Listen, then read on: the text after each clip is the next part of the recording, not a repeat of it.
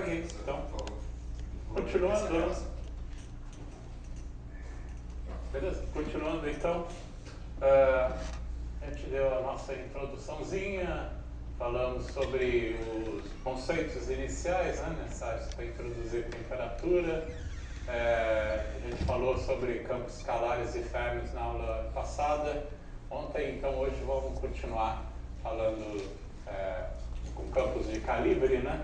E outras questões que aparecem aí, a temperatura finita, e também vamos começar a introduzir a parte de tempo real, né? O formalismo de tempo real. Tá? Então, falando rapidamente de Young-Mills, eu não vou entrar em detalhes na parte de vácuo, que é uma parte de teoria de campos. Você pega qualquer livro de teoria de campos. Ops, peraí. Tentar. Que você acaba encontrando, né? Então, só vou entrar diretamente na expressão, né? Então, quando a gente trabalha com campos de Young-Mills, campos de calibre, lembra que você tem a questão de invariância de calibre, né? Como no eletromagnetismo. Então, para quantizar a teoria, você precisa fixar um determinado calibre, né? Então, aqui na nossa ação, né, além da ação do campo de calibre ou do campo de Young-Mills, serve tanto para o campo abeliano e não abeliano, a gente vai estar focando no campo não abeliano, mas serve também para o caso do abeliano, até mais simples. Vamos focar no caso mais complicado e mais geral, que é o campus de Young-Mills. Né? Então, a gente precisa do termo de fixação de calibre, que eu já vou introduzir daqui a pouco, né? Então, aqui para a gente, você tem a ação euclidiana do campo de Young-Mills. A gente está passando tudo de novo, como a gente está construído no formalismo de temperatura finita. Lembra que a gente começa escrevendo a nossa função de partição ou funcional gerador no tempo euclidiano, né? Com uma integral funcional, então, que é sobre condições periódicas de contorno no tempo euclidiano, né?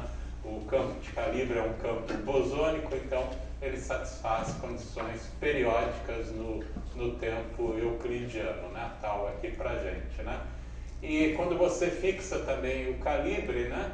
Significa que essa integral funcional que a gente tem aqui não é sobre todos os graus de liberdade que você tem no sistema, né? Que alguns deles são supérfluos, né? Por causa que você tem a fixação de calibre. Então, nem toda essa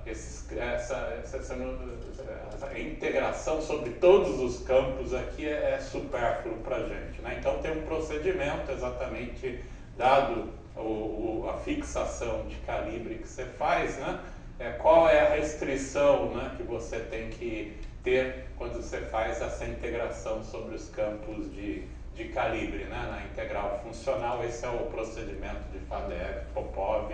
Então, se você vai lá no livros de teoria de campos, você vai encontrar exatamente esse procedimento de calcular esse cara daqui, né? Que é o chamado determinante de Fadeev, Popov, que é fundamental aí para qualquer teoria de calibre não abeliana, né?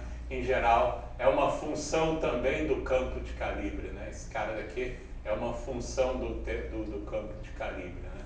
Então, e aparece aqui multiplicando, né? Então a gente tem que fazer um truquezinho aqui, né? Uma vez que alguma coisa que depende do campo de calibre, tentar absorver ele aqui dentro, né? Dentro da ação geral, no caso quando você escreve a integral funcional. E você tem os termos de fonte, né? Os termos de fonte, o campo de calibre está aqui, né? É o termo de fonte aí, quando você toma derivadas funcionais em termos da fonte, vai abaixando um AMI, né? Aí você calcula quantas funções de correlação você quiser, né? Por meio de derivadas funcionais no campo de calibre. Então essa é a estrutura, né? No espaço euclidiano, né? A gente está no espaço euclidiano, a gente precisa fixar o calibre para a quantização. Aí tem vários calibres diferentes, tem o calibre de Coulomb, o calibre de Landau, o calibre de Feynman, o calibre geral, né? Você encontra diferentes calibres aí na literatura dado o termo de fixação de calibre, então essa integral funcional é restrita, né? E quem restringe essa integral funcional é exatamente o termo chamado Antipadev-Popov, né? Então, dando cada um desses termos explicitamente, né? Está aqui a nossa ação euclidiana do campo de Young-Mills, do campo de calibre, né? Campo de calibre, eu estou na representação adjunta aqui do campo, né? Da representação do grupo, um grupo qualquer, não interessa, com os fatores de estrutura do grupo são dados por esse F, A, B, C, né? Isso aqui serve para qualquer grupo aí não abeliano. Para o caso abeliano, claro, você não tem esse cara, só tem o cara do eletromagnetismo. Então, isso aqui é geral para a gente, né? Tá? Então, essa estrutura da ação euclidiana, claro, todos os índices de Lorentz aqui, não interessa estar em cima, embaixo para a gente, que é tudo euclidiano, né? 1, 2, 3, 4. A gente não precisa se preocupar se tá o índice em cima e embaixo, não interessa, né? E o A é o índice do grupo, né? Que roda sobre o número de geradores do grupo não abeliano que você tem, né? Então, a estrutura padrão. A integral aqui no tempo é de 0 a beta, né? No tempo euclidiano, integra sobre toda a parte espacial, né? Beleza, então isso aí é o padrão aí pra gente, né? A gente tem o termo de fixação de calibre, vamos pegar um calibre em meio geral, né? O Xi aqui é o chamado parâmetro de fixação de calibre, né? Então, por exemplo, Xi igual a 1 é o que a gente chama de calibre de Feynman, né? Então, vamos usar esse termo de fixação de calibre aqui para a gente, é a parte da ação que entra lá, né? Devido à fixação de calibre que a gente tem. E, finalmente, o termo de Fadeev-Popov, né? O termo de Fadeev-Popov, né? Como é um determinante de alguma coisa, né, que aparece lá multiplicando a nossa integral funcional, né? Então a gente tem que fazer um truque aqui de escrever esse cara, e depende do campo, né, de meter ele aqui em cima, né? Então a gente viu que, como que a gente obtém alguma coisa que é o determinante, né, de uma matriz ou um operador qualquer, né? Lembra que se você tivesse campos escalares, quando a gente integra sobre campos escalares, né, o termo quadrático, né, desce como o inverso da raiz quadrada do determinante do operador quadrático, né? Mas para Fermis, como a gente viu, quando você integra funcionalmente para Fermis, aparece o determinante do operador do termo quadrático, né? Então, isso sugere usar alguma coisa que é variável de Grassmann, né, para reescrever isso daqui como uma integral sobre integração funcional sobre essas variáveis de Grassmann, de tal forma a meter esse cara lá em cima, né? Então, exatamente esse é o truque que é utilizado, né? A gente utiliza o que a gente chama de campos fantasmas, né? Isso aqui não é físico, é alguma coisa que você fez convenientemente para exponenciar esse cara, né? Que a gente chama de campos de fantasma, ou que são campos do tipo Grassmann, né? Então, se você tem uma integração, uma função, uma forma quadrática dessa forma, né? Quando você integra sobre essas variáveis de Grassmann, dá exatamente esse determinante. Então, esse faz o truque aí pra gente, né? De escrever esse determinante numa forma exponencial, tá? Então, com o termo de fixação de calibre, a gente pode determinar quem é o termo de Fadeev-Popov. Está aqui, com aquele calibre que eu escrevi lá, ele acaba ficando dessa forma, né? Envolve explicitamente o campo de calibre, então é uma coisa importante, né? Ele dá vértices de interação adicionais para a gente, que acopla o nosso campo de calibre com esses campos fantasmas, né? A gente chama de campos fantasma, que não é alguma coisa física, né? Mas ele entra como espécie de partículas virtuais para a gente, é importante para a quantização, então a gente tem que levar em conta ele, embora não seja campos físicos, ele contribui aí para quando a gente faz teoria de perturbação, etc., exatamente que por causa desses vértices adicionais de interação, e propaga, né, esses caras aqui também propagam, né? Então, você tem um propagador para os campos de fantasma, né? A única diferença aqui, né, que embora a gente trata ele como campos de variáveis do tipo Grassmann, ele tem a estatística errada, né? Para dar a quantização, etc., correta, você tem que tratar ele como se fosse Bosons, né? Ou seja, satisfaz condições periódicas para a gente. Então, a gente acaba tratando como espécie de campos escalares com a estatística errada, né? Quer dizer que a gente é obrigado a fazer esse procedimento, tá? Então, quando a gente junta todo mundo, né? A gente fica então com a função de partição térmica em termos das fontes, né? Você entra então em integração funcional no campo de calibre, nos campos fantasmas, ação do campo de calibre, o termo de fixação de calibre e o termo lá de Fadeev-Popov que entra aqui, né? O termo de fantasma, né? Que é dado para essa ação daqui, tá? Então a gente precisa de todos esses objetos, né? Fica um pouquinho mais complicado aí quando a gente trata teorias de calibre, né? Isso mesmo lá no vácuo, é a mesma estrutura, é a mesma coisa de pegar o funcional gerador do vácuo e escrever todo mundo no tempo euclidiano, né? Introduzindo temperatura aí pra gente, né? E claro, tem as fontes também dos campos fantasma, né? Então, você pode construir propagadores, etc., aí, tomando derivadas funcionais sobre essa fonte que eu estou chamando de dieta aqui para a gente, né? Então, essa estrutura que a gente tem calcular os propagadores, aí segue o mesmo procedimento, né? Você pega os termos quadráticos, né? Os termos quadráticos dessa ação, inverte esses operadores quadráticos, o inverso é o propagador para a gente, né? Tanto para o campo de calibre quanto para os campos fantasmas, né? Então, você acaba ficando com os propagadores aí, né? Quando você pega todos os termos quadráticos da ação e toma o inverso deles, a gente acaba ficando com os propagadores no tempo euclidiano, né? Então, esse P aqui é o P4 ao quadrado mais P vetor ao quadrado, né? E o P4 é exatamente as frequências de Matsubara para campos bosônicos, né? Que a gente obteve anteriormente, né? Então, o P quadrado aqui é o ômega n ao quadrado, as frequências de Matsubara mais o P espacial, né? E o PMI aqui, etc., envolve a quarta componente, né? O P1, P2, P3, P4, e o P4 é exatamente a frequência de Matsubara para a gente, né?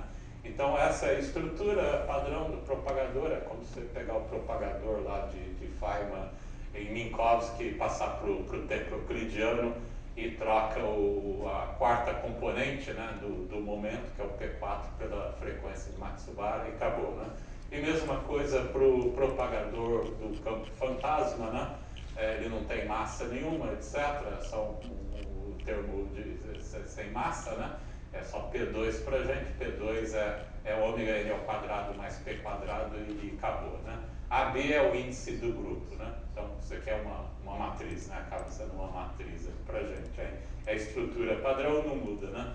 Os propagadores não mudam, continua tudo igual, passando para o tempo euclidiano e usando a prescrição de escrever a quarta componente no espaço euclidiano como as frequências de Matsubara, né? Tanto para o campo de Grun, quanto do Grun, é o campo de Young-Mills, quanto para os campos fantasma.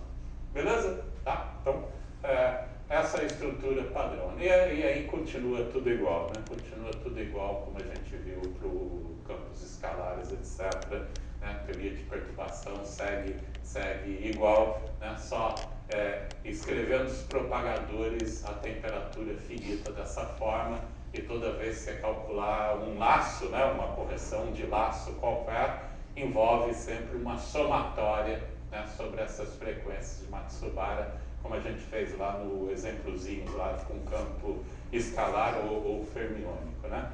Tá? Então, beleza, né? Então, não vou falar mais nada de campos de Young-Mills, tá aqui, segue a mesma história, tá? A gente está falando de temperatura finita também, né? E a gente falou também na aula passada de teoria de perturbação. É interessante ver o que acontece também com teoria de perturbação a temperatura finita, né? Muda alguma coisa, né? Quando a gente tem temperatura ou não, continua tudo igual quando a gente faz um vácuo, né?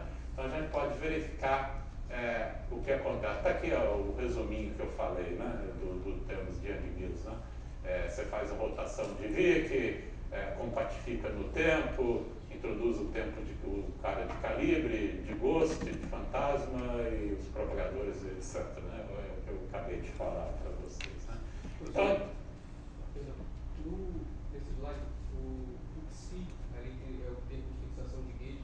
De calibre. De calibre, isso. Ele vai ser igual ali no termo de propagador. Isso, exatamente. Então, quando toma você só consegue escrever o propagador quando você fixa o calibre.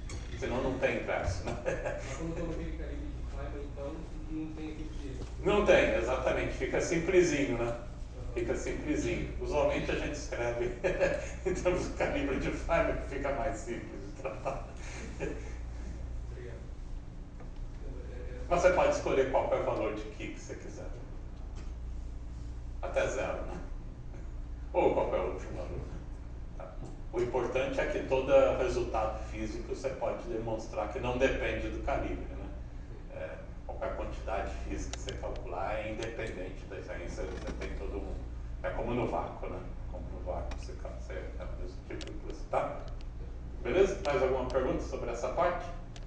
Professor, depois no final a gente integra sobre os fantasmas. É a mesma coisa, você tem os laços sobre o campo dos fantasmas, né? Que vem lá dos termos de interação, né? O campo fantasma interage com o campo de calibre, então você tem que ter regras de Feynman para ele. Mas eles não são... Não aparece nas pernas externas, né? Você não tem espalhamento, né? Porque isso daqui é uma coisa que você botou a mão, né? A gente inventou isso, né? Não existe. Né? Tá? Então, mas ele contribui virtualmente. Dentro dos laços, né, ele pode estar lá, né? Não é uma coisa física, né? Você pode ter um espalhamento aí que não existe, tá? Que a gente botou na mão, né? Botou na mão, né? Tá? Tudo bem? Vou pegar um dicionário na minha cabeça. Então, o que está mudando basicamente, do ponto de vista prático, está sendo o tempo que agora é limitado a beta, 0 a beta, mas tem infinito, vamos dizer assim, né? Você tem no seu P quadrado, a componente 0 é trocada pelo ômega n, né? Que é a soma de maxilar. E aí a gente tem que, em algum momento, somar esse n, né? Isso. Qualquer laço que você estiver calculando tem uma soma de maxilar. Em vez de ter uma integral de Minkowski no momento energia, né? No momento espacial continua a integral, mas a integral na energia você tem uma somatória. Perfeito, obrigado. Ah, essa é a prescrição que a gente deu na aula passada das regras de Feynman, né? Qualquer integração D4K, né? Você troca para uma somatória, 1 sobre beta da somatória de Matsubara, integral de D3K espacial. Então, e troca todo o P4, né? O P0 é I ômega N para gente, e o ômega N, se é bóson é 2πNT, se é férmio é o 2πN, 2N mais 1 vezes π, né? Vezes T. Uma curiosidade, né? Se você estivesse falando, por exemplo, faz sentido falar de espalhamento nesse contexto? Sim, claro, né? claro. É um espalhamento no meio térmico, né? Exatamente. Como é que Exatamente. você fica, por exemplo, uma partícula ou um shell que teria P quadrado igual a M quadrado. Agora o teu P quadrado, a componente tem um P0 que depende de N. Eu tenho que somar N para poder fazer uma relação com um shell? Porque P quadrado igual a M quadrado vai dar alguma coisa do lado esquerdo que depende de N, do lado direito não. Eu tenho todos os N vai ter essa mesma relação, eu tenho que fazer uma soma. Continua igual. Continua Na igual. casca de massa é igual. P quadrado é igual a N. Entendi. Independente do N, né? Independente, ele continua igual. Esse é o momento externo, né? É o momento externo. Perfeito. Continua igual. Mais alguma coisa? Tá? Beleza. Porque agora, se você tem espalhamentos, né? É a função do momento, né? Agora você tem um momento espacial E o momento temporal. O momento temporal é essa componente da temperatura, que envolve a temperatura. Tá? Beleza? Mais alguma questão? Ótimo. Então, vamos ver então a questão de teoria de perturbação, né?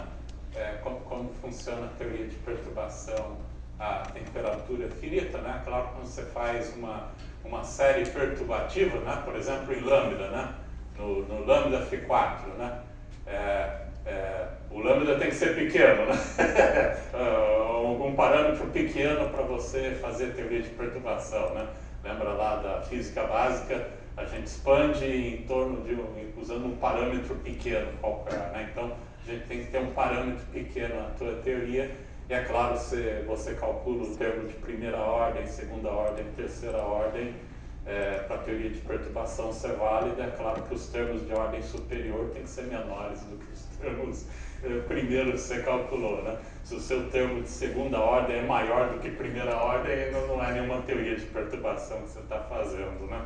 Tá? Então a gente pode ver isso aqui, né? A temperatura finita. Na aula passada, por exemplo, né?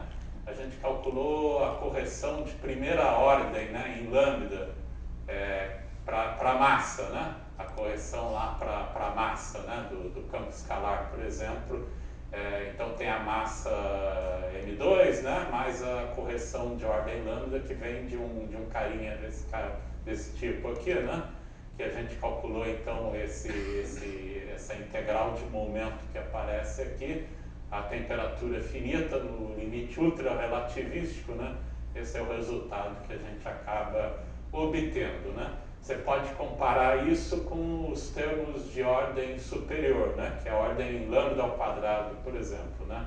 E em lambda ao quadrado entra outras topologias, né? Entra um diagrama de Feynman desse tipo, um diagrama de Feynman desse tipo. Essas são as correções de ordem de dois laços, né? Que é a ordem lambda ao quadrado, tem um vértice, um vértice, um vértice, um vértice. Esse cara é lambda ao quadrado, esse cara é lambda ao quadrado. Em lambda ao cubo tem outras topologias mais complicadas, né? A gente pode fazer, eu não vou fazer aqui, mas se você fizer o cálculo explícito da temperatura finita desses caras, né? Olhando de novo no limite ultra-relativístico, esse é o resultado que você acaba obtendo, né? Vai com lambda ao quadrado, claro, mas vai com t ao cubo sobre a massa, né? Tá? Então você pode comparar, é claro, para a teoria de perturbação ser válido, esse cara daqui tem que ser maior do que esse cara daqui, né? Em módulo aí, né? Caso contrário, se esse cara aqui ficar maior, você tem um problema de teoria de perturbação aí, né? Então, se você compara essas duas correções, né? Toma um dividido pela outra, né? O cara de ordem 2 dividido por cara de ordem 1, você fica com esse resultado. A gente precisa demandar que isso daqui é muito menor do que 1 para a teoria de perturbação ser válida, né? Então, você vê que não basta lambda ser pequeno, né? Se t sobre n for suficientemente grande, né? Isso daqui pode ficar maior do que 1, né? Então, esse é o problema de teoria de perturbação a temperatura finita, né? A temperatura acaba interferindo na sua teoria de perturbação, né? Se você está a temperaturas suficientemente altas, né? De tal forma que isso daqui acaba ficando maior do que 1, então se danou aí a teoria de perturbação, né? Você tem que usar alguma coisa não perturbativa, né? Isso que acontece em geral a temperatura finita, né? Se você está a temperaturas suficientemente altas, necessariamente você tem que usar um método não perturbativo, né? A teoria de perturbação não é válida, né? Professor, mas não tem chance de quando você leva em conta como é que esses parâmetros correm com a temperatura, compensar isso e ainda ser perturbativo? Bom, pode fazer isso, mas de novo ainda sempre vai. Por exemplo, você pode olhar como é que a massa, né? Tem vários que eu vou falar daqui a pouco, né? Fazer algumas modificações aqui, mas você sempre vai ficar com alguma potência de temperatura aí no final do dia, tá? Que vai te levar a questões aí, se você está a temperaturas suficientemente altas, né? Tá? Então, tem diferentes formas. Você tem que usar um método não perturbativo aí, necessariamente. Fazer o que você está sugerindo já é um método não perturbativo também, né? Não é já mais teoria de perturbação. Então, o que você sugeriu já é não perturbativo também, né? Que se eu quiser olhar para as correções agora também desses parâmetros, já virou uma coisa não perturbativa. Tá? Então, em teoria de perturbação, é isso, né? Tá. A potência, a ordem do número de grupos vai dar a potência da temperatura? Não necessariamente. Você pode ter termos de ordem superior que tem outras potências de temperatura. Tá? Aqui acabou ficando T quadrado, mas na verdade é T ao cubo, né? Então, depende da topologia do diagrama. Pode aparecer outros tipos de coisa. E a potência da temperatura depende do potencial. Aí você está falando Do potencial não, depende do que isso daqui é uma integral de momento, né, de 1 sobre o propagador, né? Esse termo de laço é a integral de momento do propagador, né? Do propagador. Então o propagador é k quadrado, né? A integral de momento é k quarta, então isso escalona como t quadrado, né? Basta olhar para como é que chama aí, quando você faz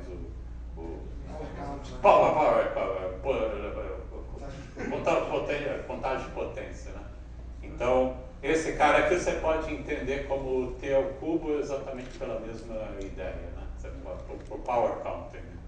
Então, para qualquer potencial polinomial vai ter essa dependência. Né? Se eu pensar no potencial bem diferente, isso não necessariamente. Você está dizendo tipo um Φ6, um Φ8, etc. Eu estou pensando nos caras renormalizáveis aqui, o potencial renormalizável, né? Tá? Lambda Φ4. Tá? Estou pensando em potenciais mais esquisitos do que confia em. A gente não usa. Em teoria de campos, partículas, a gente não usa esses potenciais aí, não. Não. É um pouco mais restritivo do que em cosmologia, que você usa qualquer potencial que você quiser. Aqui a gente está restrito no lambda Φ4, né? Mas se pega propagador, não estaria na dependência. Não sei, você tem correções além de Φ6, etc. Mas essas são correções quânticas já, né? Teoria de perturbação você faz só com a sua teoria renormalizável, né? Mais ou menos também, né? Você tem modelos efetivos, que eu acho que o Gastão está falando, né? Que não é nem renormalizável, então que a gente usa do mesmo jeito aí. Tá?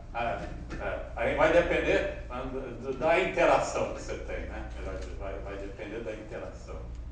Você pode ter algum modelo efetivo um pouco mais complicado aí. Mas é uma contagem de potência, né? Talvez o Gastão está falando lá de interação de 4 Fermis, lá nos modelos efetivos de cromodinâmica, né? Que não é renormalizável, mas tudo bem, a gente trabalha com esses caras do mesmo jeito, aí entra um pouquinho mais diferente. Tá?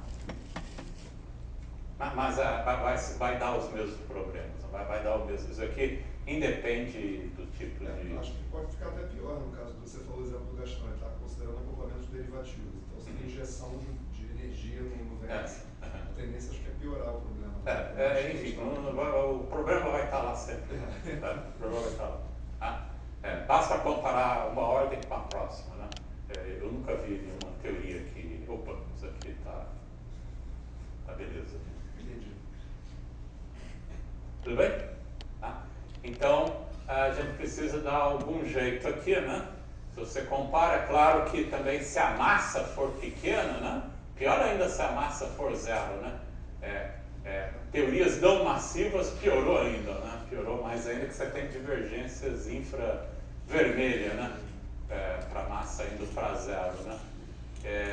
E onde que massa vai para zero, por exemplo, né? A gente viu numa transição de segunda ordem, né? Naquele exemplozinho do lambda φ4, né? A massa do campo escalar vai para zero, né?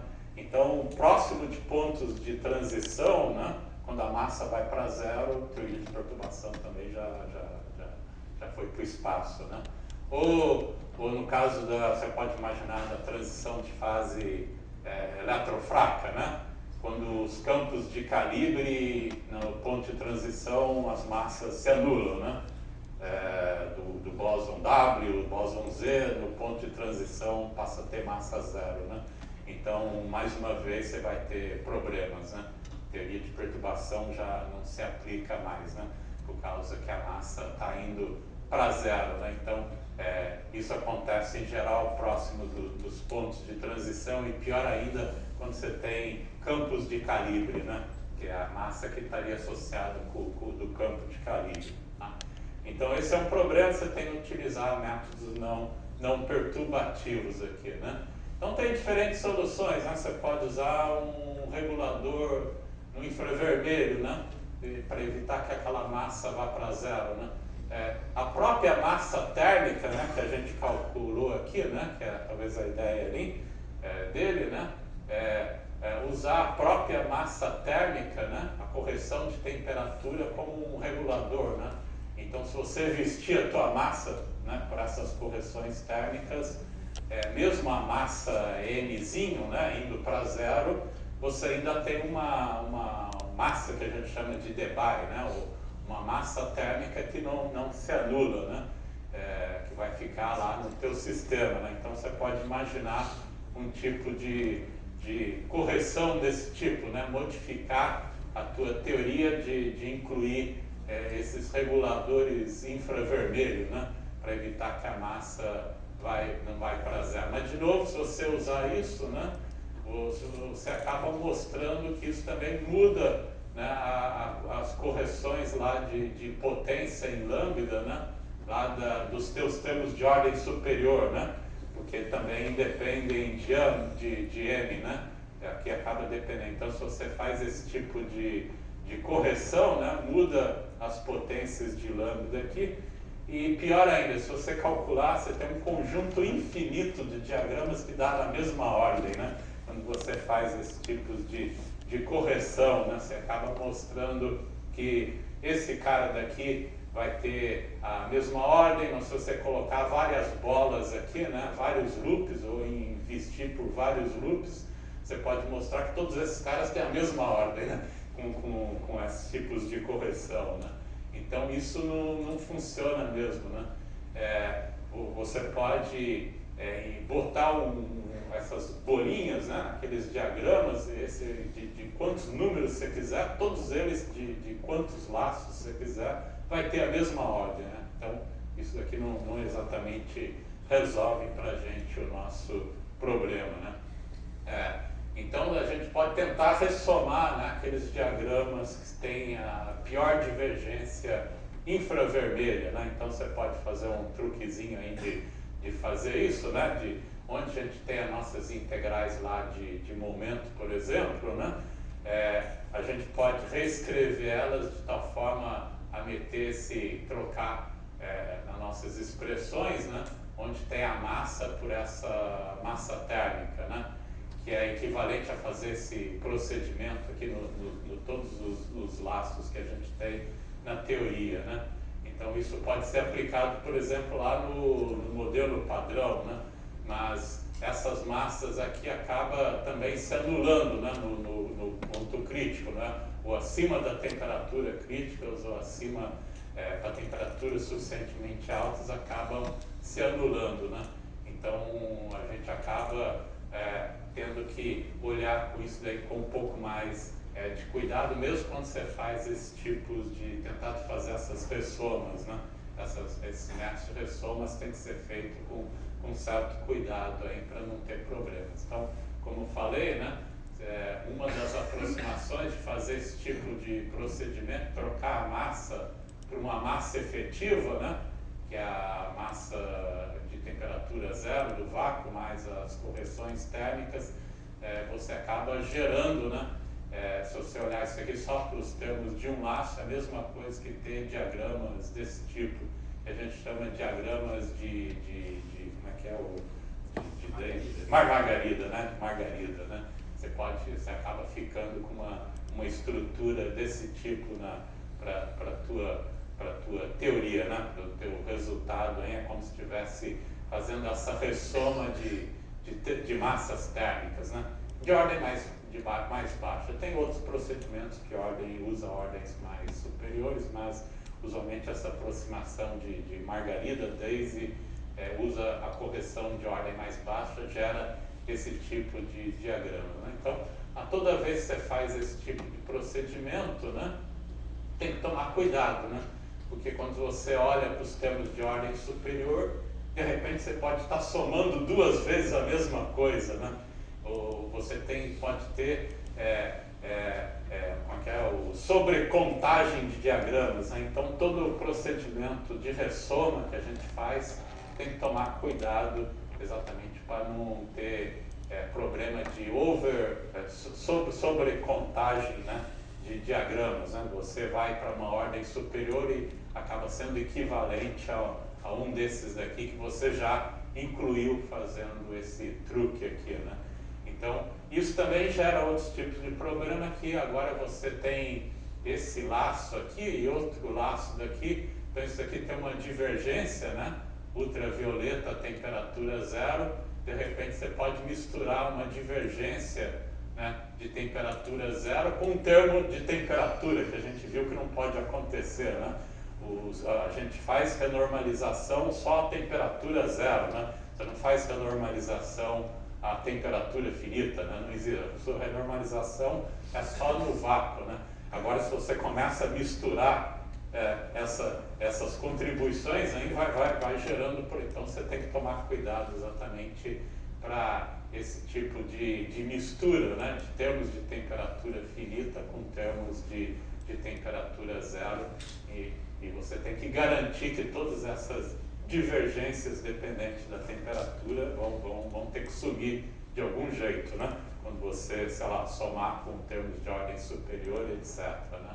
Então, isso também pode gerar, quem foi fazendo isso daqui de forma sem muito prestar atenção na literatura, chegou uma hora que tinha gente que estava falando que tinha transição de primeira ordem no modelo teoria lambda Φ4, né?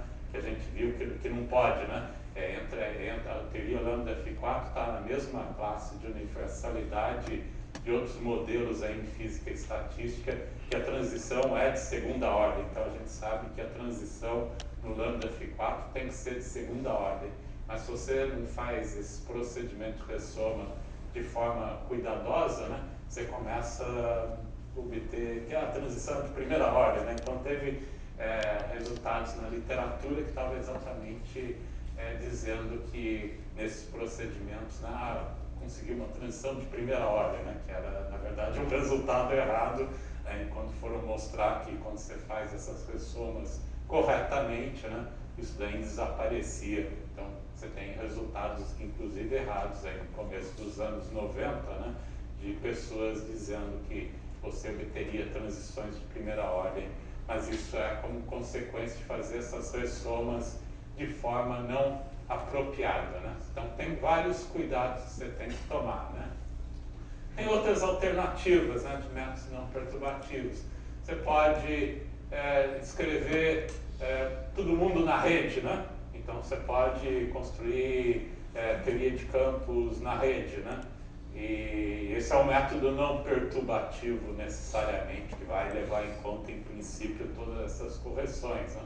Você pode estender, né? A gente está, por exemplo, tem outros métodos funcionais, né? Que a gente chama de 2 partículas redutíveis, 3 partículas redutíveis, que são extensões, né, da forma de integral funcional que a gente escreveu anteriormente, né? Que a gente só colocava uma fonte para o campo, né? Então isso gera o que a gente chama, depois quando você vai lá um pouquinho mais de detalhes, gera o que a gente chama de diagramas de uma partícula irredutível, né? Se você cortar um laço qualquer, né? Dos nossos diagramas de Feynman, né? Se você cortar um pedaço aqui, né? Ele não divide em dois, né? Isso é o que a gente chama de uma partícula irredutível, né? Para dividir em dois, você tem que cortar dois propagadores, né? Para poder escrever, para poder separar, né? Então, isso que a gente chama de diagramas de uma partícula irredutível, né?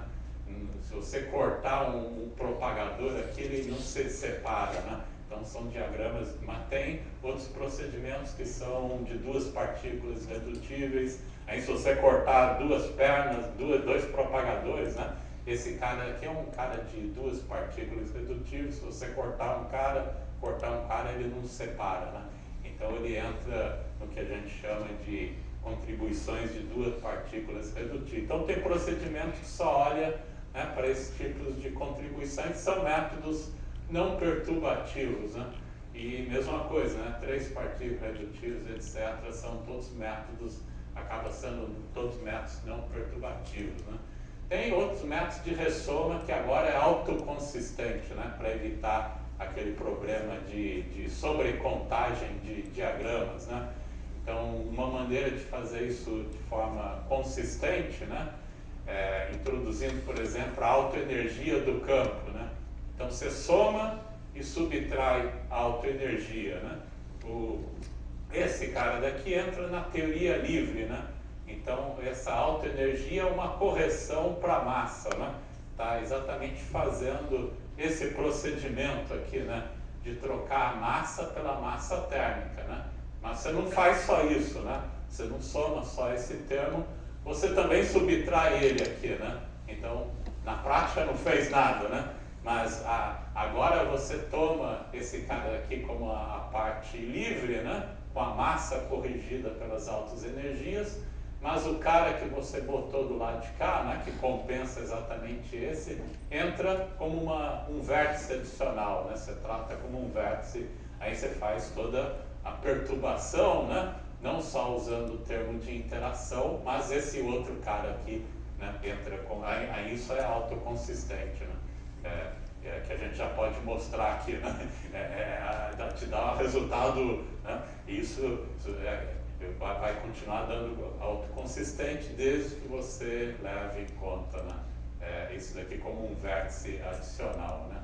Tá? Então esse é um dos truques aí, né? Tem outros truques semelhantes, né? De fazer esse procedimento dentro de um formalismo variacional, isso eu trabalho bastante, então é o que eu vou mostrar agora para vocês, que é bastante similar a esse procedimento, mas trata esse π aqui de uma forma variacional, né? A gente sabe lá da física básica, não sei, mas na mecânica quântica você vê que método variacional, mesmo se você errar, né? Mesmo se você fizer um erro bastante grande lá, continua dando bem certo, né? O teu resultado final, né? Métodos variacionais costumam ser muito bons aí, né, em geral. Aí, né? Então, a gente pode fazer esse procedimento que a gente chama de teoria de perturbação otimizada, né? Que usa esse mesmo truque de somar e subtrair alguma coisa da tua lagrangiana, né? E você trata esse parâmetro que você adicionou com uma forma variacional. Desculpa, só antes de seguir para essa parte, eu acho que eu não entendi bem ainda, no fim das contas. Por que eu não posso, por exemplo, definir minhas condições de renormalização a uma dada temperatura finita? Por que eu tenho que fazer a renormalização em temperatura zero? Porque aí você vai começar a gerar divergências infinitas aí, né? Infinitos tipos de divergência você vai ter. Estraga mesmo a renormalização. A teoria de renormalização funciona bem para uma teoria renormalizável, né? Por isso que a gente chama de teoria renormalizável, e você não precisa adicionar nenhum termo adicional, né, do que você já tem na tua lagrangiana, né? Então, se você tem 2 parâmetros na tua lagrangiana, lambda Φ4, M2 Φ2, lambda Φ4, e um termo de vácuo, né? Você pode adicionar a gente só precisa desses termos para renormalizar. Você não vai precisar de um termo Φ6, Φ8. Isso é uma teoria não renormalizável. A temperatura finita você vai ser obrigado a, se você não eliminar esses termos. Apareceriam interações novas que precisam de normalização do internet? Exato. Ok. Mas isso não acontece, né? Não acontece. A temperatura finita não acontece, porque sempre vai separar um diagrama de vácuo, ou uma coisa de vácuo, uma coisa de temperatura. Mesmo que você tenha teoria de perturbação, vai construir aqueles objetos, você pode mostrar que os termos de ordens de outros tipos de termos vai exatamente cancelar esses daqui. Agora, se você começar a fazer de forma indiscriminada esses tipos de procedimento, aí começa a ter problema, né? Por isso você tem que fazer de uma forma cuidadosa. Tá? Obrigado. Tem a ver exatamente com a renormalização. Né? Tem que continuar renormalizável a sua teoria. Tá? Então não é qualquer jeito que você pode fazer esses tipos de ressono, né, que a gente chama. Tá? Tudo bem? Então esse procedimento que a gente chama de acho que tem que andar com o mouse um pouquinho para ele não ter problema. A gente pode fazer esse truque, né? Isso aqui a gente faz uma interpolação na nossa Lagrangiana original, né? Introduzindo esse parâmetro delta adimensional, e mesma coisa multiplica por delta, né? Isso aqui é nada mais quando delta é igual a 0, a 1, né? A delta é igual a 1, você obtém exatamente a tua Lagrangiana original. Não fiz nada aqui. A delta é igual a 1, você obtém exatamente a Lagrangiana original. É o que a gente faz no final do dia, tomar delta igual a 1, né? E a gente reescreve esse objeto aqui dessa forma, então, né? Tem a parte livre da Lagrangiana, e entra a Lagrangiana original, menos a parte livre dela, né? Isso aqui é a parte de interação para a gente, né? Com esse parâmetro delta adicional, né? Então, por exemplo, quando você faz na teoria lambda Φ4, né? Lambda Φ4 está aqui, e aqueles termos que você precisa para renormalizar, né? Que são os contratermos de renormalização, né? Então, está aqui, né? A, B, C, etc. são o que a gente chama de os termos que você acaba fixando aí para cancelar as divergências da tua teoria no final do dia. E a gente escolhe para o L0 de eta aqui, né? Exatamente essa modificação do termo de massa por esse parâmetro eta ao quadrado, né? Que é similar àquele procedimento de somar e subtrair alguma coisa, né? Mas eu estou tratando em vez de usar o π como alta energia, para mim vai ser um parâmetro variacional aqui para a gente, né?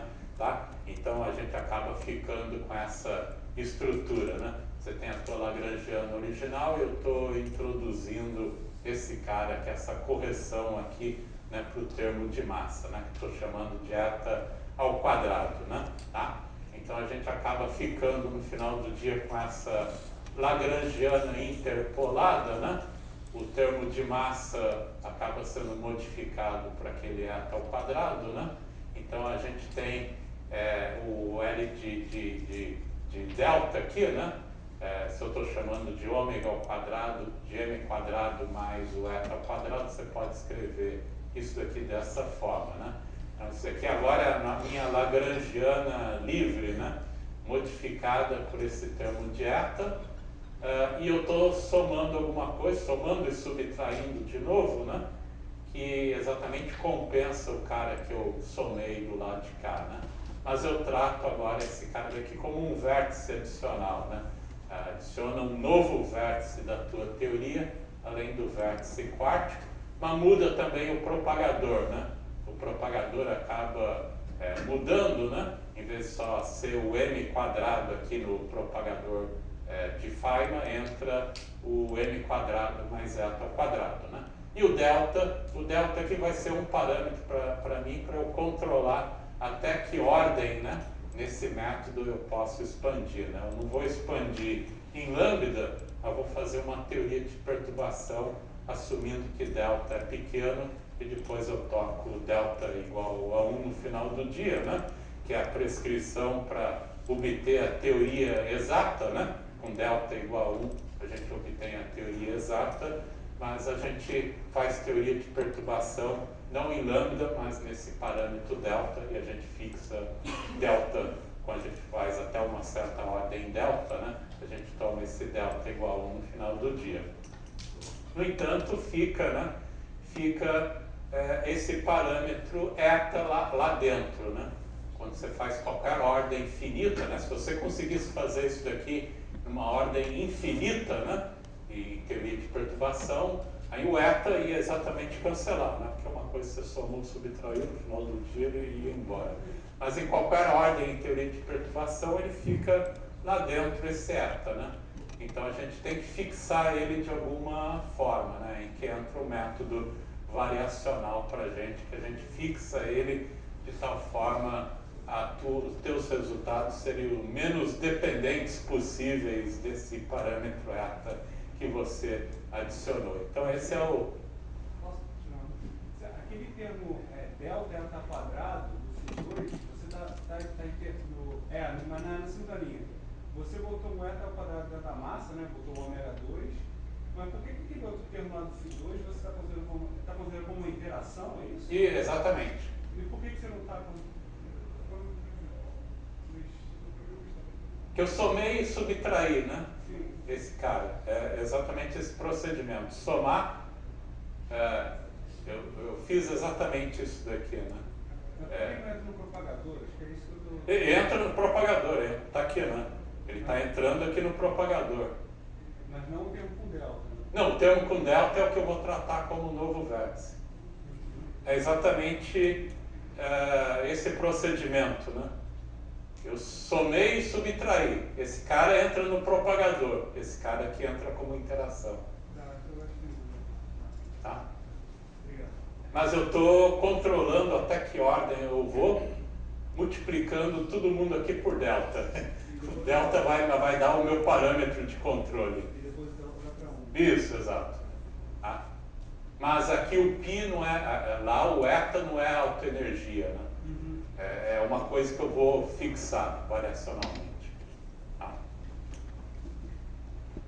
Em primeira ordem acaba sendo a autoenergia, mas em ordens superiores já é diferente. Então, seria equivalente a isso daqui. Somar e subtrair, do que você subtraiu, você considera como um termo de interação. Tá? Então, é exatamente isso, né? Somei, subtraí, delta igual a 1, isso aqui vai embora, né? Você recobra o teu termo original, né? Para delta igual a 1. Mas esse cara daqui, sem o delta, entra na massa, e com delta é o cara de interação para mim. Tá? Então, é bem simples, né? Talvez... E a gente faz teoria de perturbação de forma padrão, né? Entra a teoria de perturbação de forma padrão, com exceção de colocar um vértice adicional, né? Um novo vértice na tua teoria de perturbação. Né? Tá? Então esse é o procedimento. Né? E o princípio variacional, você tem que assumir algum critério de otimização, tem na literatura, tem diferentes critérios, né? Esses aqui que são os que a gente mais usa, é o chamado princípio de mínima sensitividade, né? Se você calcula alguma quantidade até a ordem K, né, no parâmetro delta, você demanda que ele é o menos sensível possível àquele parâmetro que você adicionou. Então isso fixa, vai te dizer naquela ordem K qual é o parâmetro que vai te garantir isso, né? O outro critério é o critério de convergência aparente mais rápida aí, né? Onde você tem a tua série, né? Por uma quantidade física qualquer que você está calculando, até a ordem K, você demanda que a última ordem menos anterior dá exatamente igual a zero, né? Então, isso garante que o teu negócio vai convergir, né, necessariamente, né? O cara de ordem K menos o cara de ordem anterior. Quando o delta é igual a 1, vai exatamente para 0. Então esse aqui é outro critério, é o critério aí de convergência aparente mais rápido, né, que tem na literatura. Né? Isso você faz ordem a ordem. Exatamente, ordem a ordem. Você pega a tua quantidade física, pressão, o que seja que você esteja calculando, vai até a ordem delta 10, não faz até a ordem delta quadrado, sei lá, né? E toma delta igual a 1 e aplica um ou outro critério. Eles acabam sendo equivalentes também. Acaba sendo equivalente. Então, está aqui, né? Você quer calcular a pressão, né? Lá do campo escalar, né? A gente fez um exercício de calcular a pressão em ordem 0, né? Que, na verdade, a gente calculou só esse cara daqui no nosso exercício lá, né? Se você vai em teoria de perturbação, entra esse bando de gente aqui, né? Os outros diagramas aí, até a ordem lambda, aqui estou indo até a ordem delta ao quadrado, né? Indo até a ordem delta ao quadrado, entra esse bando de gente aqui, né? Com os contratermos de renormalização que eu coloquei lá no início, né? Isso gera também aqueles caras de renormalização que você precisa da tua teoria, vai também te dar vértices adicionais, né? Esses caras de renormalização que garante no final do dia que os termos que mistura temperatura com divergências, né, vão se cancelar, né? Se não tivesse os contratermos de renormalização, isso dá diagramas adicionais na tua teoria, né? Mesmo lá na teoria de perturbação padrão, né? Isso gera, né, aqueles contratermos de renormalização gera diagramas de Feynman adicionais, né? Isso que vai garantir que as divergências aqui, né, que mistura termo de vácuo com temperatura, eventualmente vai ser exatamente cancelada por um termo que vem daqui, né? Eu estou fazendo aqui nesse método da teoria de perturbação otimizada, né? Então, calculando, por exemplo, a pressão até a ordem delta ao quadrado, né, entre todos esses caras, você pode fazer a conta explicitamente, né? E a gente pode ver o que acontece com a pressão, né? Então, aqui está um exemplo de quebra de teoria de perturbação, só quando a gente calcula a pressão perturbativa, né? Até a ordem lambda ao quadrado, né? Então, está aqui o resultado da pressão em ordem 1.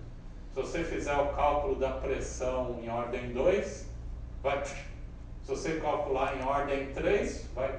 Ordem 4, vai. Isso aqui nunca converge, né? Nunca converge. Então, é típico de quebra de teoria de perturbação, né? A coisa não converge. Se você ir em ordens superiores, uma hora um negócio está assim, outra hora. Você só tem convergência só se o acoplamento for muito, muito, muito pequenininho, né? À medida que o acoplamento, isso aqui é a teoria de perturbação, vai para o espaço a altas temperaturas, né? Dentro desse procedimento, né, que eu acabei de explicar para vocês, a gente pode calcular a pressão. Então, o meu parâmetro aqui que eu vou otimizar é exatamente a pressão, né? E o que obtém, né? A gente fica com esse resultado usando aquele princípio de mínima sensitividade, né? Está aqui, né?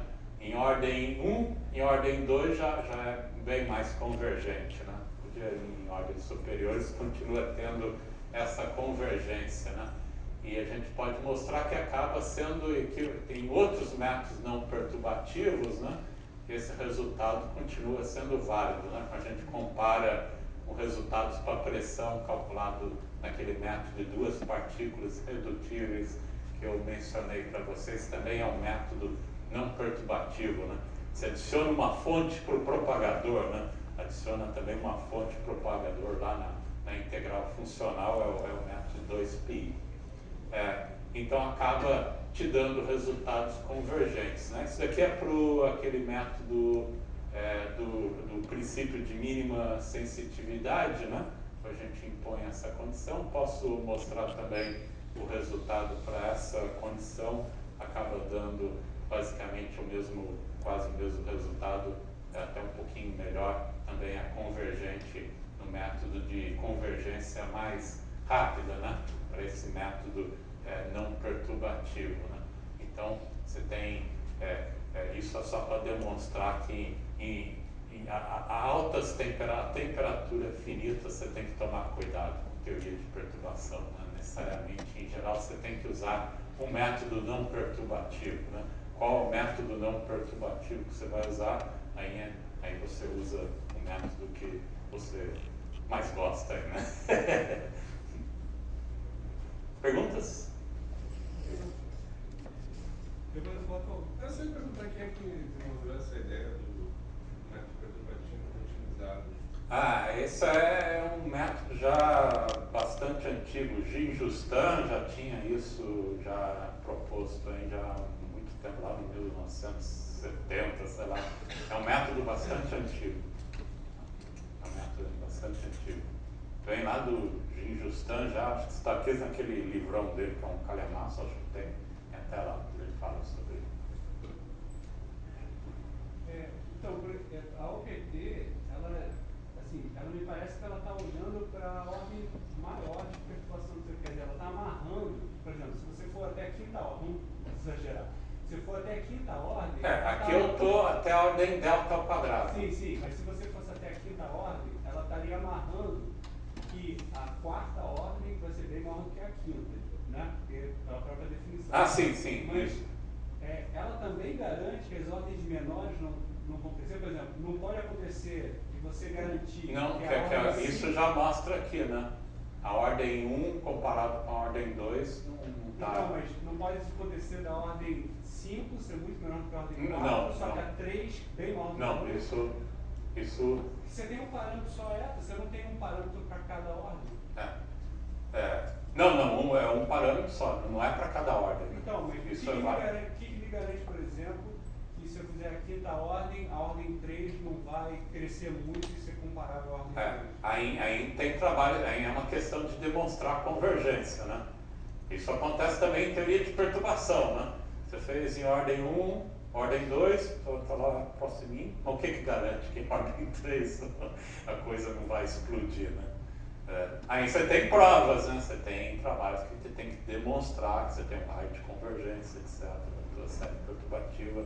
Isso já foi feito, né? A gente tem demonstração, por exemplo, que é claro que é fazer esse cálculo para a ordem 3, aí entra um bando mais de gente, de diagrama. A ordem 4, pior ainda, né? O interessante aqui é que em ordem 1 a gente já consegue ter resultados bons, né? Dentro desse método, né? Então tem demonstrações, a gente tem demonstrações, por exemplo, tem gente que já demonstrou em 0 dimensões, né?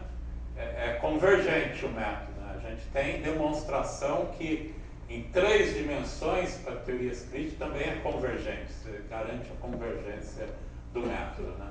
Então tem provas, não são gerais, né? Mas nesses casos que demonstram que o método é convergente. Tá? Tudo bem? Obrigado. Tá. E a vantagem é exatamente isso. Já em ordens mais baixas, você já tem resultados não perturbativos e úteis. Tá. Tudo bem? Tá. Então, isso já... E isso também não mistura, né? Não leva àquela mistura de divergências. Né? A renormalização é a padrão. Né? Todo método de renormalização continua sendo padrão. Nos métodos mais complicados, 2, PI, nem tem várias questões. Tem gente que diz, a renormalização tem que mudar. Ainda não é muito claro. Né? Aqui é a renormalização padrão. Né? Então, quando você usa métodos não perturbativos, você tem que tomar cuidado com a questão de renormalização também. Às vezes fica bagunçada a questão de renormalização aí para outros métodos não perturbativos mais complicados. Assim, mas, então, esse OPT, ele é não perturbativo, mas ele é tipo um método de ressoma, tipo DAISY, só que diferente. Exatamente. E ele converge mais do que a DAISY. Exato. Ele não converge, como o OPT. Exato. Em geral. O DAISY também é um método, acaba sendo equivalente em ordem 1, te dá os mesmos resultados, que é a ressoma de Margarida, da DAISY que eu falei. Em ordem 1, Porque em ordem 1 é só aquele diagraminha de bolha, né? Você tem. Em ordem 2 já é mais complicado, a equivalência não é mais a... É que o DAISY você só leva em conta o cara de ordem 1, né? É o carinha mais simples e acabou. Outras perguntas? Eu tenho 20 minutos, talvez eu ia entrar agora na parte, passar agora, né, dessa discussão para voltar à temperatura finita. A gente está falando tudo aqui no espaço euclidiano, né? A gente pode voltar para o espaço de Minkowski, né? Em tempo real, né? Tá? Então, vou mudar a discussão agora para o tempo real, né? Vamos voltar na segunda aula, né? Que a gente falou do propagador lá do oscilador harmônico, né? Que a gente intercambiou tempo imaginário com tempo real, era só fazer a rotação de Wick, você passa de um para outro, né? Beleza? Né? Se você quer no tempo euclidiano, tudo bem. Se você quer também no tempo real, é só fazer a rotação de Wick, a gente tinha as expressões do mesmo jeito, né? Então vamos voltar lá para a discussão da segunda aula, né? Como a gente viu lá para o oscilador harmônico, né? Que vale também para o campo escalar, que é só trocar a frequência aqui do oscilador harmônico por K2 mais M2 e vale também para o campo escalar, né? Então lá na mecânica quântica, da estatística, lá a gente viu que o propagador, né, de Feynman, né, ou de Matsubara, quando você toma a transformada de Fourier na energia aqui pra gente, né? Você acaba podendo escrever naquele D maior e D menor, né? E a gente chegou nessa expressão que te dá exatamente a solução da função de Green, né? Satisfeita por esse cara daqui e que satisfaz também a condição de periodicidade no tempo euclidiano, né? A condição de Kubo-Marx-Schwinger. Então, essa é a solução única, né, da equação de Green satisfeita por esse cara daqui, né? Que envolve o tempo imaginário, né? Se você quer o tempo real, é só fazer a rotação de Wick aqui. Você tem a mesma coisa indo para o tempo de Minkowski, né? A mesma coisa fazendo essa troca e acabou, né? Final do dia é a mesma coisa, né? Se você olha para a transformada de Fourier agora em K0, né? Na energia, né? Em vez de ter esse cara daqui, que é a transformada de Fourier pro ômega n aqui, né?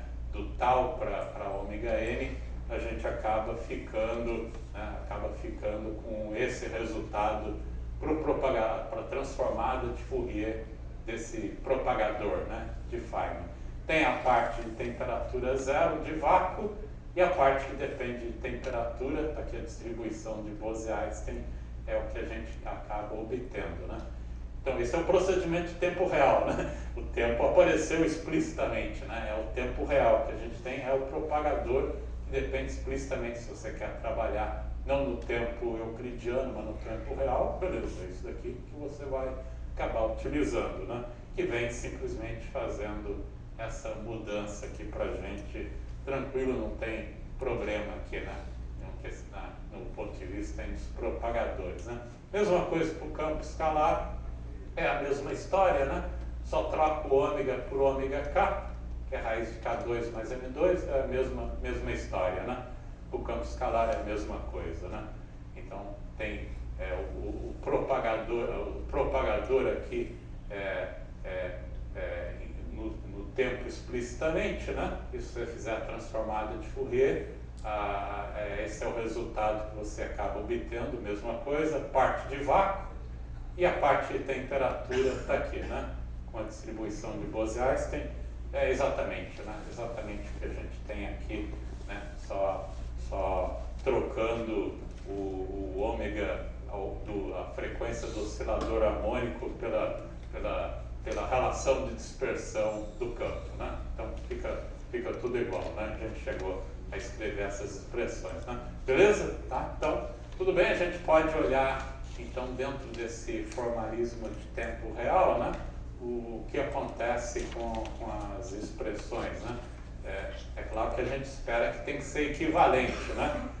Se você trabalha com aqueles diagramas de laço, etc., no formalismo de tempo imaginário, né? de Matsubara, ou no formalismo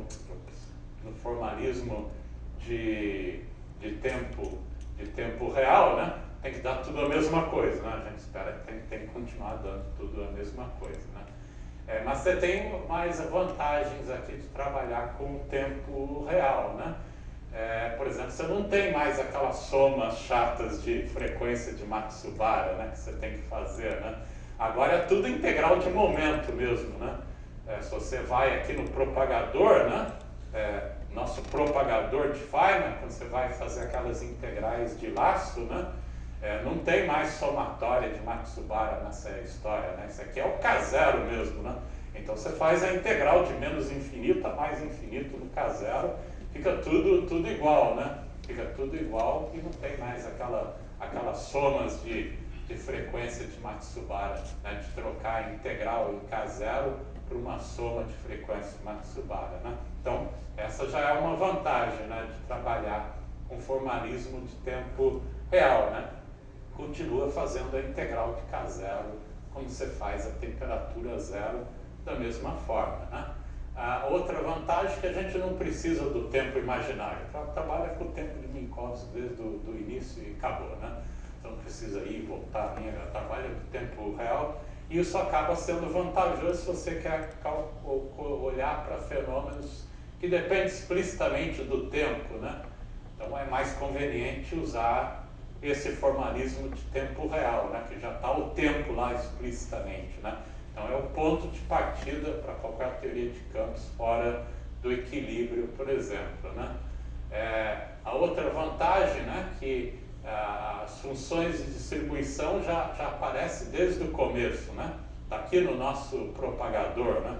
Não aparece escondida aqui dentro, né? Se você fizer a somatória, as frequências de Matsubara já aparece aqui logo de cara, né? A parte de temperatura já está aqui logo de cara, aqui, né? Não vai aparecer escondido como está lá no formalismo de tempo imaginário, né? Então, já é outra vantagem para a gente, né? Então, e a parte de temperatura zero já está separada também automaticamente da parte de vácuo, né? Então, já é outra vantagem que a gente tem, né? Então, é isso que... Esse é o nosso propagador, né? Só pegar o teu propagador lá de vácuo, né? Você trabalha a teoria lá, padrão de teoria de campos, e a parte de temperatura finita está aqui, né? Então, esse é o propagador de Feynman, e mesmas regras, né? Mesmas regras de Feynman, temperatura zero, continua válido aqui, né? Tudo igual, não muda nada aí pra gente, tá? Então, tem várias vantagens, né, interessantes aí pra gente trabalhar diretamente no tempo real, né? Então, a gente pode olhar, por exemplo, vai dar a mesma coisa, né? Dá a mesma coisa, calcula lá o que a gente calculou, né? Aquela correção de alta energia para massa, né? Para a teoria lambda Φ4. A gente calculou esse cara lá no formalismo de Matsubara, né? De tempo imaginário, né? E a gente pode calcular aqui no formalismo de tempo real também, né? Então, essa correção de alta energia é aquele laçozinho, né? Que é o propagador de Feynman fechado, que acaba entrando para a gente, que é o propagador de Feynman fechado sobre ele mesmo, né? Então, está aqui, né? Esse cara daqui é basicamente essa integral de laço que você tem que calcular, né? Sobre esse propagador de temperatura finita, né? Que já tem a parte de vácuo lá e a parte de temperatura finita está aqui, né? Então a gente pode fazer esse cálculo explicitamente, está aqui, propagador, você só faz a integral D4K, né? Não tem somatória de Matsubara nem nada aqui. Esse cara daqui vai te dar a contribuição de vácuo, se você integrar do K0, né? Só estou separando a parte espacial, está aqui. E o delta de Dirac que você pode usar para calcular a integral em K0 daqui também, né? Então esse delta K2 menos M2, você tem essa identidade para o delta de Dirac, você pode escrever dessa forma e usar o delta de Dirac para fazer a integração no K0 que a gente tem aqui, acaba te dando esse resultado, que é o mesmo que a gente obteve, né, exatamente o mesmo resultado que a gente obteve no formalismo de tempo imaginário, né? Então, isso garante que dá, em princípio, as mesmas coisas, né? Tem que dar, né? Se desse coisa diferente, ia ser muito estranho, né? Tem que continuar dando a mesma coisa, né? A gente pode verificar o que acontece com diagramas mais complicadinhos, né? Do que esse cara mais simples que a gente tem aqui, né? A gente pode olhar, por exemplo, por um diagrama de ordem lambda ao quadrado, né? Esse carinha aqui que envolve esses dois laços aqui, né? Aí a coisa vai ficando um pouco mais complicada aí pra gente. Então, vamos fazer esse cálculo, né? Se você faz esse cálculo aí, você tem o carinha aqui de cima, né? O carinha aqui de cima aqui é exatamente isso que a gente calculou, né? O carinha de cima é esse objeto aqui, né? Esse cara aqui não tem problema nenhum, vai continuar dando a mesma coisa, né? Aquele laço lá em cima do diagrama, né? Tá? Mas o cara aqui de baixo, né? O cara de baixo é um produto de dois propagadores, né? Um propagador e outro propagador e a integral no laço, né? No loop aí, né? Então é o produto de dois propagadores ao quadrado, né? Esse cara aqui não tem problema nenhum, mas isso aqui tem um delta, né, de Dirac ao quadrado, né? Um delta de Dirac ao quadrado vai dar alguma coisa que é um delta zero, né? Então isso já não é bem definido, né? Exatamente por causa da forma do nosso propagador de Feynman, né? Isso gera esses tipos de singularidade que a gente chama de pinça, né? E que depende da temperatura, né? Pior ainda, depende da temperatura, esse cara daí, né? Então, temos um problema aqui, né? Se a gente usar torto e direito aí, sem tomar nenhum cuidado, esse formalismo de tempo real, né? Acaba gerando essas singularidades do tipo pinça, né? Exatamente por causa desses produtos de delta de Dirac. Toda vez que você tiver, né, produtos de propagadores nos seus diagramas de Feynman, né, gera esse tipo de divergência, né? Então isso significa que o nosso formalismo de tempo real não está bem definido, né? Não está bem definido aí, né? Então a solução aqui para a gente é usar uma formulação diferente, que é o formalismo de tempo real propriamente dito, né? Que a gente vai ter que olhar de uma forma mais cuidadosa. Eu vou deixar aí para mostrar isso na última aula. Então, na última aula a gente entra no formalismo de tempo real apropriado, né? Que a gente tem que utilizar que evita esse tipo de problemas, né?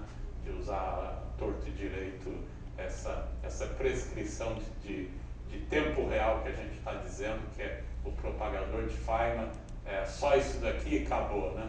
A gente vai ter que modificar um pouquinho essa história aí. Então isso eu mostro na aula que vem, o que a gente tem que fazer, né, para corrigir isso. Tá? Então paro por aqui hoje.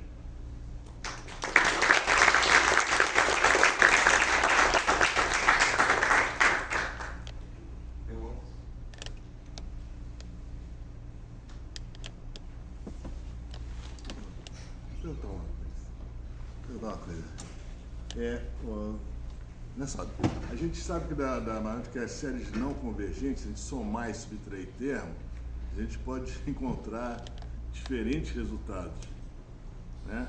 Depende, não sei. Mas isso é uma conhecida na matemática. Você tem umas séries não convergentes, você somar e subtrair termos, você pode obter um resultado, você soma e subtrai esse termo, ou outro resultado, você soma e subtrai esse outro termo. Então, como é que eu sei que essa subtração e soma aí Você pode imaginar, né? Por que estou somando alguma coisa que é φ quadrado, né? Φ quadrado, eta quadrado, φ quadrado. Por que eu não posso fazer... um outro tipo de soma e subtração. um alfa φ a quarta. Isso, por exemplo. Somar e subtrair um alfa φ a quarta, né? Por exemplo. Em princípio pode, né? Pode, vai dar coisas mais complicadas, né? Eu nunca vi, né? Nunca vi esse tipo de coisa. Isso aí eu já... Pois é, mas não sei, pode ser que dê outra. Pode ser que dê uma Aqui coisa não tem convergente. muita alternativa, né? Ou é um termo de φ quadrado, ou é um termo de φ a quarta.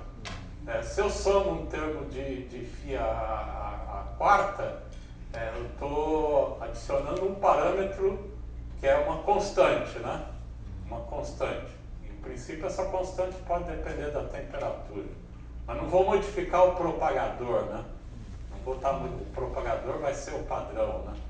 E aí tem todo o problema, de novo, que a gente tem, divergência infravermelha, né? Se a massa vai para zero e o meu propagador é o padrão, esse método de somar e subtrair uma coisa que é alfa φ a quarta não vai servir para mim. Eu vou ter que botar alguma coisa que é um eta ao quadrado φ2, como eu fiz, né? Para evitar a divergência infravermelha. Né? Então, já é uma motivação. Né? Você está falando daquelas séries infinitas que você reagrupa e dá um resultado diferente, é isso? Não, tem séries não convergentes, se você somar e subtrair tempos, você até encontra resultados finitos. Então. Mas se você põe outras somas de subtração, você encontra outro resultado. Isso é uma coisa. Eu sei. É uma coisa maluca. Mas nesses casos, você está considerando a série infinita. Você soma todos os tempos. Aqui é truncado. Existe a diferença. Eu sei, mas aqui é o mais estranho. Não, mas a diferença. Não sei esses casos, né? Você somou toda a série? No caso sim, matematicamente você soma, você consegue pegar essas séries, faz isso, e aí você encontra um resultado finito. Só que você pega a outra soma e subtração, você encontra um outro resultado finito. Aqui, se eu fizesse a soma infinita, ia dar a teoria exata para mim. Não. Mas aqui necessariamente é truncado, porque a gente não sabe calcular infinitos termos da série perturbativa. Agora esse daí, não sei. O que você fez com o cara que você subtraiu, né? Deu diferente por quê? Não sei. Eu tenho que saber o que você fez com o cara que você subtraiu. Tem exemplos simples aí. Você pode ver isso, mas tudo bem. Eu acho que a questão aqui só é você melhorar a convergência até uma certa ordem. Não é considerar a soma infinita, que eu acho que é um caso diferente. Acho que é um pouco diferente. O que você está falando é falar da soma infinita mesmo, é a solução completa. Aqui não, é você garantir uma convergência até uma certa ordem de um jeito mais. Sim, mas a minha questão é que, tudo bem, estou entendendo o que você está falando, mas se você pega e subtrai outras coisas, até para fazer uma coisa finita, quem me garante que você vai encontrar o mesmo resultado? Não encontra, né? Você tem, por exemplo, tem o FAC, tem o OPT, dão resultados próximos, mas não exatamente iguais. Não é? Então. Mas tem que ser próximo, não pode ser distante, senão... Não, mas ele mais ou menos deu uma resposta. É que se eu pego o soma e subtrai um outro termo completamente diferente. Por exemplo, φ4. Tá? Que ele até considerou. Não vai servir. Aí ele diz que não vai servir. Tudo bem, pode ser. Tá, mas eu estou dizendo que tem uma ambiguidade aí que me preocupa. Só isso que eu estou dizendo. Mas ele, pelo menos para esse caso, deu uma resposta. Podia inventar esse método aí. Nunca vi, mas em princípio eu não vejo objeção de somar e subtrair um cara φ a quarta. Mas eu vou continuar precisando somar e subtrair alguma coisa que é φ2. Porque senão eu vou ter problema de infravermelho do mesmo jeito, não vai resolver. Não vai resolver para mim. Quando você falou que em zero dimensões, em três dimensões, em três críticas, você tem teorema gaussiano da convergência, né? Isso você também tem uma independência de que esquema você usa. Exato. Não importa o esquema. Continua. Mas isso a gente não tem nada para 4D. 4D não. 4D não. Só uma pergunta. No slide que o senhor mostrou ali da parte do loop, dos cálculos, da parte de cima e da parte de baixo, Isso, no caso, se tivesse três loops, cada loop da parte de cima e da parte de baixo, eu teria a aproximação. Aí está um cubo aqui, né? Sim. Aí, no caso, ele aproximaria nesse mesmo delta de zero mesmo? Para qualquer... Aí vai ficar pior ainda, vai ficar um delta zero ao quadrado. Nunca um delta zero ao quadrado. Vai piorando. Vai piorar.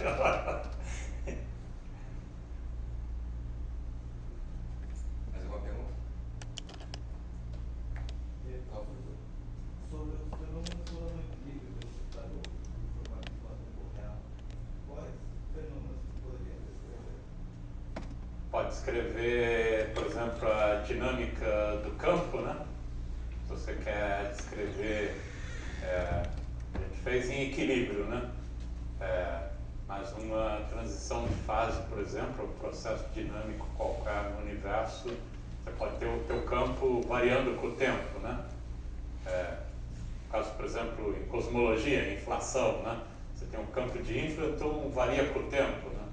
Então, são fenômenos dependentes do tempo que você tem que estudar. Se você está no meio térmico, aí você tem que usar um formalismo desse tipo.